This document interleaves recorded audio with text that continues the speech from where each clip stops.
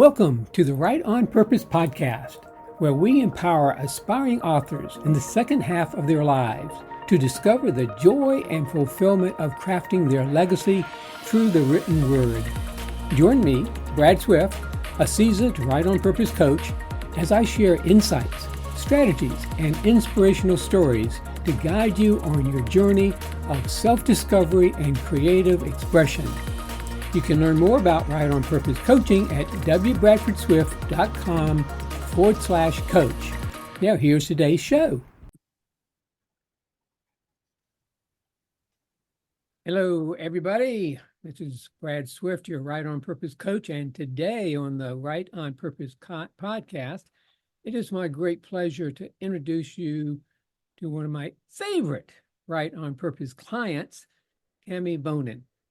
And today I'm thrilled to introduce Tammy as both a transformative writer and coach with a passion for self-awareness and personal growth.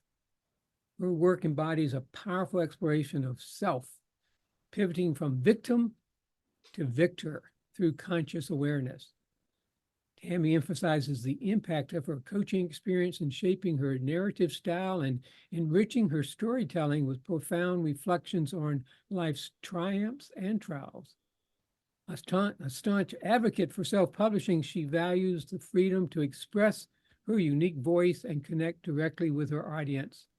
So join me and Tammy as we look at her inspiring journey and the lessons she shares about living a life on purpose. So welcome to the Right on Purpose podcast, Tammy. Thank you so much, Coach Swift. Brad, my pleasure to be here and share this work. Very good. Yes. You know, I always like to start the podcast by saying, you know, it's really typical for podcasters like me to interview famous and best-selling authors and, you know, when we can get them to come to the show. But I think it's equally important to talk with up-and-coming authors. And I know no better place to start than with the clients that I've worked with, you know, like Tammy yourself. So let's jump right on in. Tammy has the, I would say, unique distinction of being one of the first clients that I've worked with where we actually incorporated several of the tools and distinctions of the Life on Purpose work, the work that I started back in 1996, and how can we apply those tools and those distinctions to an author's hero journey to becoming a published author. So I wanted to delve into that a bit with you to see how that introduction to those tools and those distinctions have made a difference for you. So to start with, can you share your understanding of when we talk about the inner hero and the inner villain, those concepts, how do those resonate with you? All right. I do want to, really acknowledge being this client where we literally used your book, which is just genius in itself, where we used your book as my textbook. And you coach. The book she's referring to is Life on Purpose, 6 Passages to an Inspired Life, because I will be coming out with the Right on Purpose book here very soon as well. But yes, we did. We delved into that book quite a bit. Yeah, thanks for acknowledging that. Yes, and in that, there are so many nuances to this. However, what we're really talking about today is a section in the book where you open up what's called our inherited purpose, our inherited life purpose. Yeah. And that's where the villain, where I found the villain. And I came to you originally, I wanted to write a book. I had stuff written, I have a couple books written and I'm like, I don't know where to go with this. So I found a coach, and my writing, my passion is, living, purposely living on purpose. Like that's your purpose in life, is to be on purpose in whatever you're doing. What's your intention? So I come across Coach Brad Swift, who's really he has a book called Life on Purpose. And to have a coach who wrote about having a life on purpose, and I'm looking to live on purpose. However, I was missing some components, I have to say. And opening up these components in the beginning, my mind was all about the book, creating the books, we're getting it out there, doing, that. And what I found in uncovering this inherited life purpose, see, I thought I was building my characters for my book.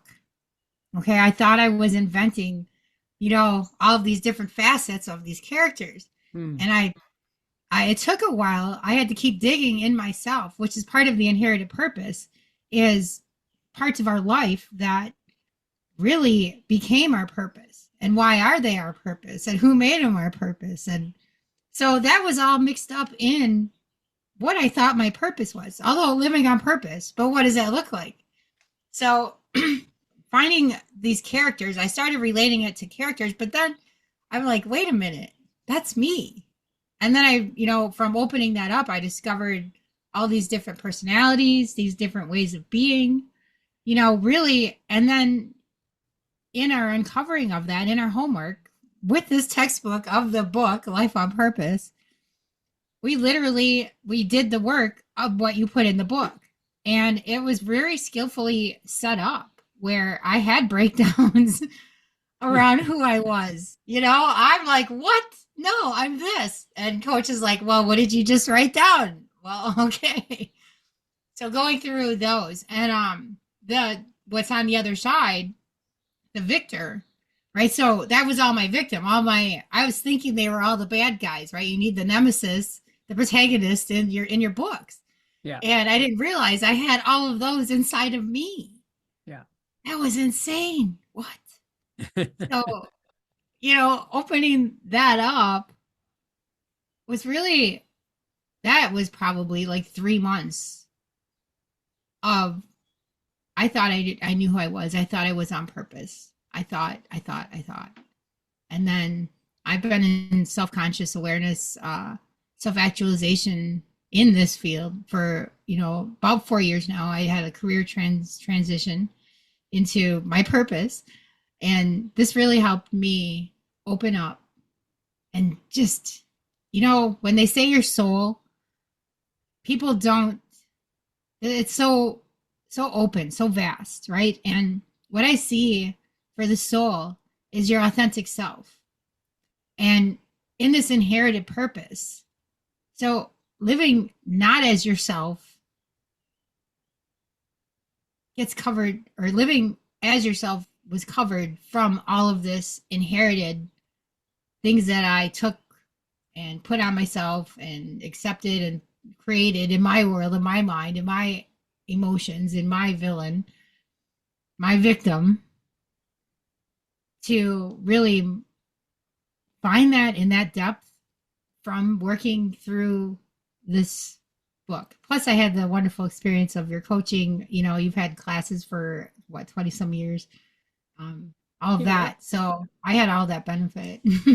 Yeah. And just to kind of, for those who haven't gone through that process, what we're talking about are, you don't have just one purpose. I often talk about what your life purpose is, but from our perspective and life and purpose perspective, it's you have two purposes, and that you have two powerful forces that can shape your life, your decisions, your choices, and your actions. And what Tammy is referring to, the inherited purpose, is that which gets formulated early in life, usually before you're a teenager, based in fear, lack, and struggle. And again, to kind of contextualize it for writers and authors, I said, let's call that the inner, villain, because it's out to sabotage you from living your true purpose, which is the inner hero, which is based in universal love, a sense of abundance, and a willingness to flow with life. So as we look at those distinctions, can you think of a specific instance? I hate to put you on the spot, because sometimes when you say a specific instance, it's like, oh my gosh, where do I go? But can you think of a specific instance where recognizing your inner villain and or embracing your inner hero led to a significant personal breakthrough or transformation? Oh my gosh, absolutely. I would love to.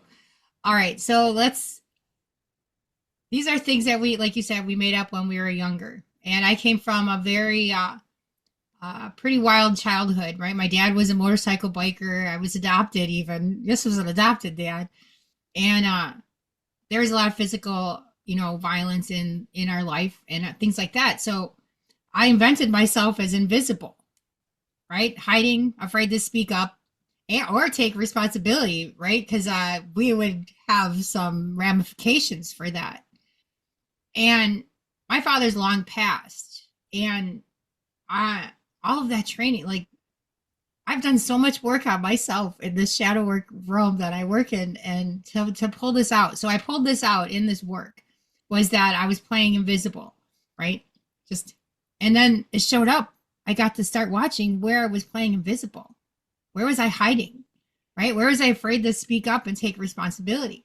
Well, the way this breakthrough came through, I've got to pause you there for just a second. This is too good because if you're listening to this as a podcast, you may not be able to see this invisible lady here, who obviously is quite articulate and not suppressed at all, is wearing a beautiful pink shirt with pink, polished fingernails, and is so not invisible any longer. But I just wanted to kind of underline what she's saying, that that's where she was, and this is where she is now. So please continue if you can figure out where in the hell you are in your story. well, I got it, coach. Yeah. And that's the thing, right? Is there's a time when we are seen, but then there's also another nuance of why do we want to be seen and look at all that. So that's another part. Right. But on this one, right, there is the invisible, the hiding, afraid to speak up or take responsibility. This fear of getting in trouble. And so writing all these books, I had over 20 million words per Grammarly, right, since May of 21. That really, I've been expressing myself, but I was afraid to speak up. I was afraid to take responsibility for what I wanted to share with the world. Right? And finding this as a villain, once you can see who the villain, the victim, who the villain is, you can see that my dad, I invented that when I was 5 years old or 4 years old. But I carried that my whole life. And there's this like a thing with empaths where we accept things when we probably could speak up and take a little more charge of our life. And finding this in myself through this inherited life purpose work, I was able to really take responsibility for what I'm out to create, for living a life on purpose. So the transformation of that is, starting, I have my KDP account set, my book's in the final editing now. It's been out to all the beta readers. I'm like in this place where I have books lined up behind it now, right? Who's invisible? Who's hiding? I'm empowered. I'm inspired. I'm compassionate, and I'm not scared of what happens. Whatever's going to happen is that inner hero having that abundance of, making a difference in the world, having an abundance of showing people that we're not stuck. There's a saying about something about you're not who you were raised. You can be anything that you want to be. And the quotes in my book, and I'm like, I don't know how I missed that. But yeah, don't let who you have become stop from becoming who you want to be. That's it. Yeah, very good. Since you bring up your book, and you must be looking over my shoulder because I didn't share the questions I were going to ask you. You just answered the other two questions I wanted to ask you about the distinctions that you came across through the Life on Purpose work we did. So let's talk a little bit about your book. With the name of the book is Life by Design, and I'd like to ask you a little bit further about what inspired you to write Life by Design. Can you share a bit about your journey from the idea of conception through the actual writing and the publishing process? Thank you for that opportunity to share this just magnanimous place of Life by Design. It's a toolkit for uncovering what it means to be human, right? I spoke earlier of, that we have the soul. Everyone has where the soul is and what it is. But in it's like discovering your soul's blueprint for intentional living. Mm. And it goes, Coach, it goes a lot along the lines of life on purpose. It's similar. However, there's a lot of this power of thought. When you went into it, I go really into it. I go deep into it. I'm a meditator and do yoga, and I'm not saying who isn't or who is. I'm just saying that some things, when I was clearing them, I really got to the bones and looking to remove all of this emotional debris while I'm in there.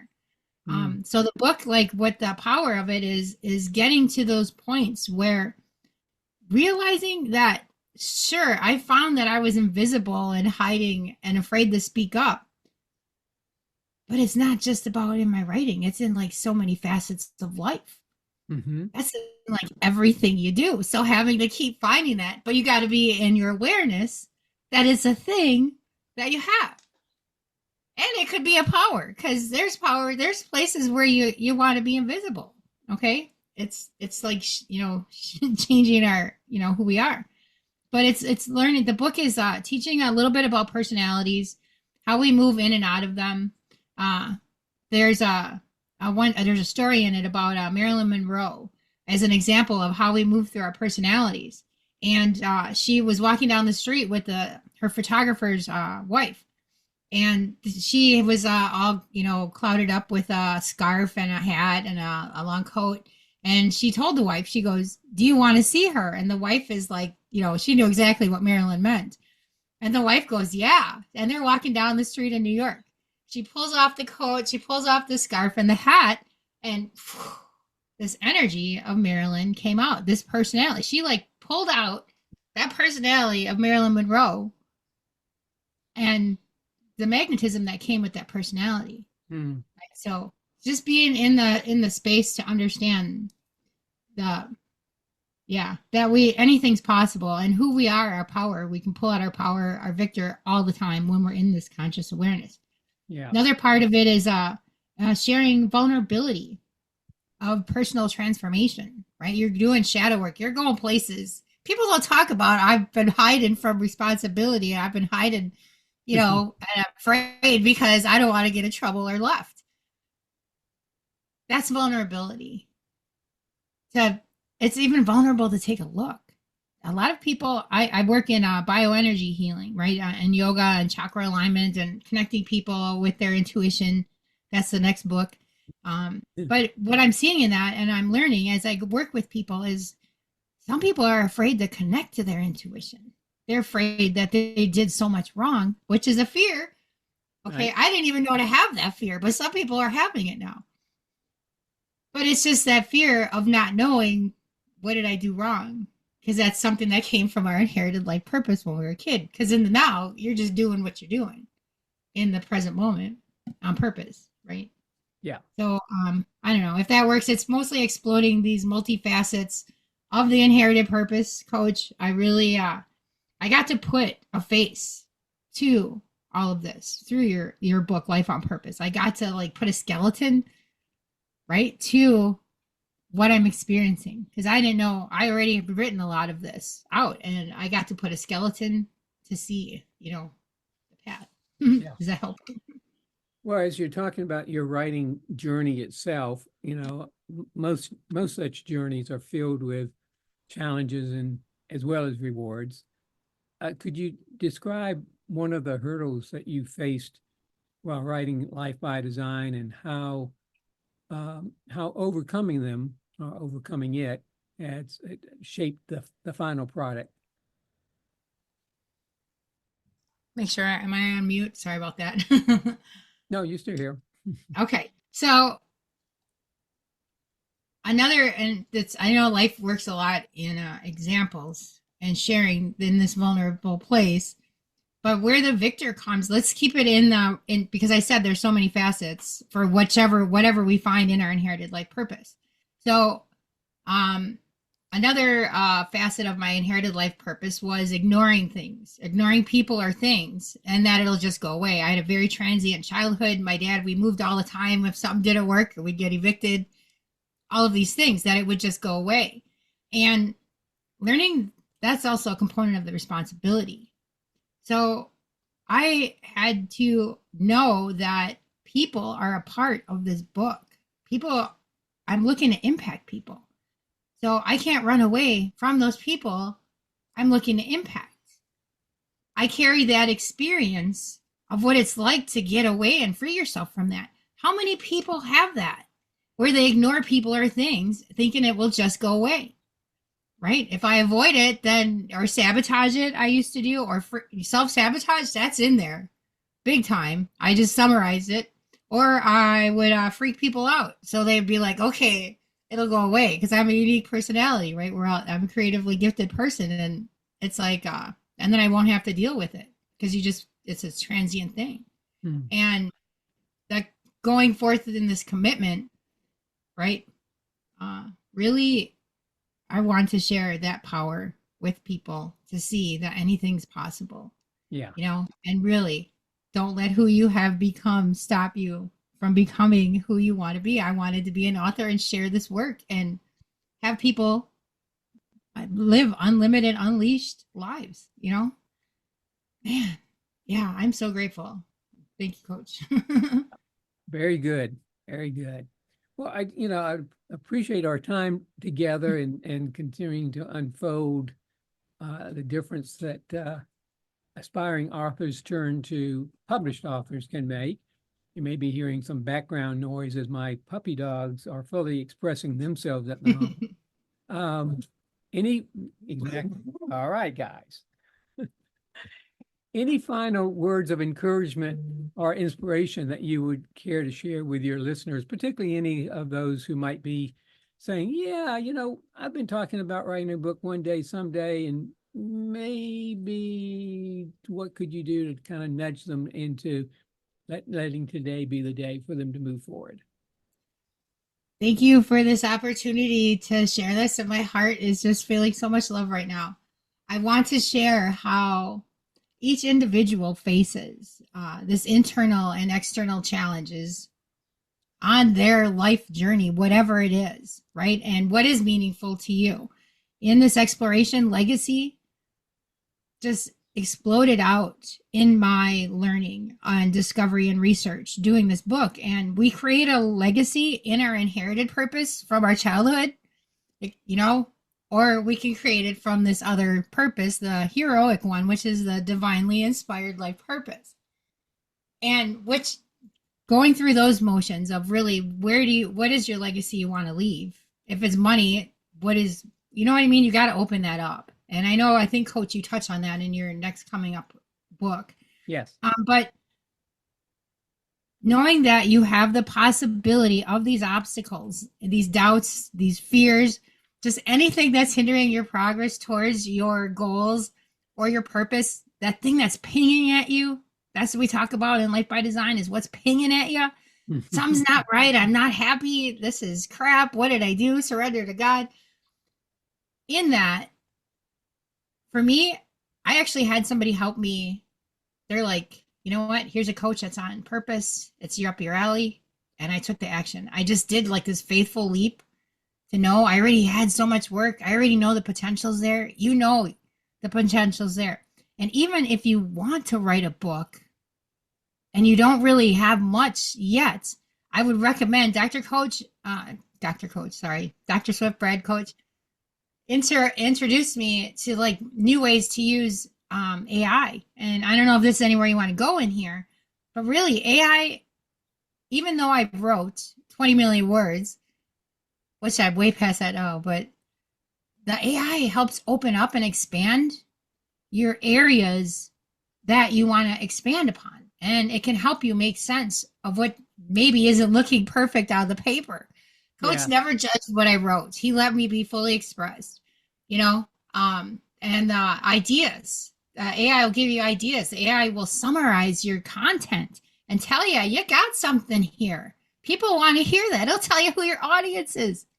Yeah, you bring up a great point. I think we may have to do another podcast specifically around AI, and maybe I'll invite other of my clients who have been introducing that too, because I am as Joanna Penn has pinned it, a A4, a AI artisan author, Mm. and very positive on it as well. And we could explore a lot of different ways to use AI that doesn't necessarily even include, if you're uncomfortable with it, the writing of the book, but all the other nuances, all the parts around the process of writing and publishing a book, AI can be awesome for.